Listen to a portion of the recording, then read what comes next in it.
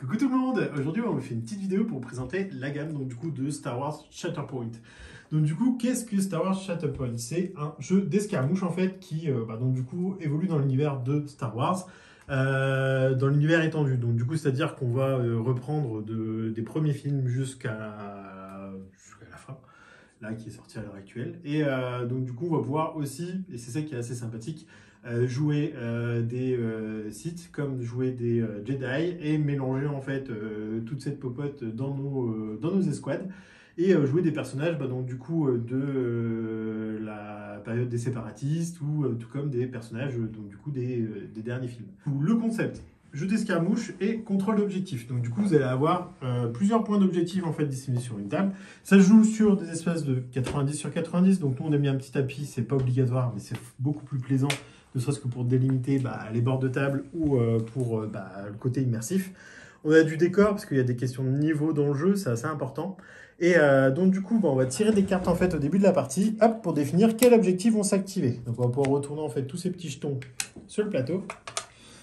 Et du coup, la trame, et c'est ça qui est plutôt bien, c'est qu'on ne va pas gagner des points en fait par objectif qu'on contrôle, mais on va tirer en fait l'équilibre de la force vers de notre côté ou vers notre adversaire. Donc tout va se situer en fait ici. Quand je vais marquer 2 points parce que je contrôle des objectifs, j'ai tout simplement tiré ce marqueur vers moi. Mon adversaire, en fait, lui à son tour va le retirer vers lui.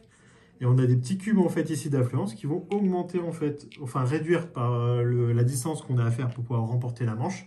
Et ça, on va les obtenir en fait en éliminant, enfin, une des manières principales, c'est éliminer une figurine adverse. Pour la conception, en fait, on va jouer 2 escouades. Donc là, je vous en ai mis une ici en fait sur, hop là, pardon. Juste ici devant, donc du coup vous avez une escouade qui est complète, c'est 2 escouades qui vont s'affronter, et une escouade c'est toujours composé d'un personnage principal, d'un personnage secondaire et d'une unité de soutien. Donc du coup, souvent les personnages principaux, eux, ont des compétences un petit peu particulières, et chaque personnage va en avoir, mais plus adapté selon leur type. Genre les Sith vont être très puissants, par exemple, dans leur stack au corps à corps, là où, par exemple, Jango Fett, lui, va plus être à tir à distance et va pouvoir aussi déplacer les personnages adverses, etc.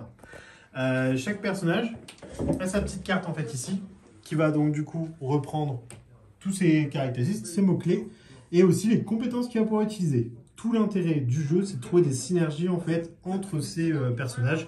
Genre par exemple là, la grosse synergie dans cela, c'est le mot-clé séparatiste et l'activation en fait de personnages séparatistes pendant notre phase de jeu.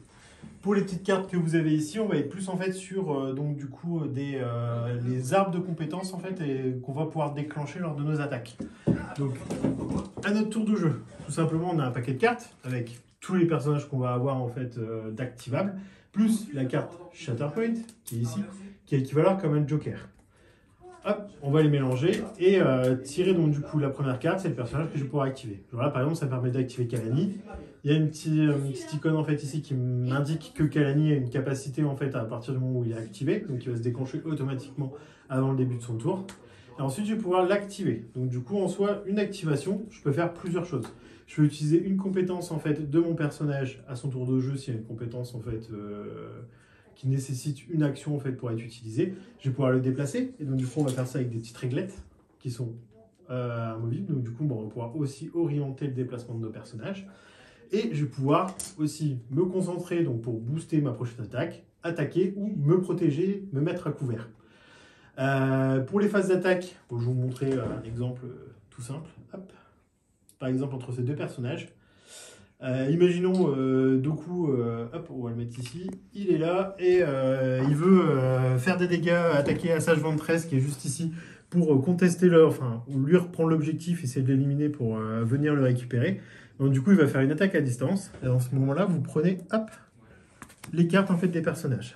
Là par exemple vous avez son profil d'attaque à distance, profil d'attaque au corps à corps, ça c'est le nombre de dés que je vais pouvoir lancer, ça c'est la portée de son attaque. Donc du coup, par exemple, hop, portée de 4, je regarde à la réglette, c'est bon, on touche de socle à socle, donc du coup, je peux faire mon attaque. Je vais lancer 6 dés. Donc du coup, c'est les petits dés grecs qu'il y a ici. Hop, je vais les lancer, et donc du coup, pour la répartition des dés, ça, c'est des touches classiques. Ça, c'est des touches critiques, et ça va être des maîtrises. Donc, du coup, en fait, les maîtrises, ça permet de compenser un petit peu le côté RNG des dés. Et tout simplement ici, ça me rajoute une touche et un dégât en fait fait à mon adversaire. Donc du coup, de base, il se prend un dégât flat, donc qui va être pris tout de suite. Et je rajoute une touche supplémentaire. Parce que dans le concept, c'est un jeu d'escarmouche. Et on va pouvoir en fait aussi se défendre. On va pas seulement subir les dégâts de l'adversaire. Donc à sa joint de tresse, si on regarde sa petite carte, là-bas on voit qu'à distance, elle doit lancer 5 dés. Hop. Donc du coup, je lance ces fameux 5 dés et ça me permet d'annuler une touche. Donc déjà, j'ai une touche de mon adversaire qui s'annule. Ensuite, j'ai 2 maîtrises.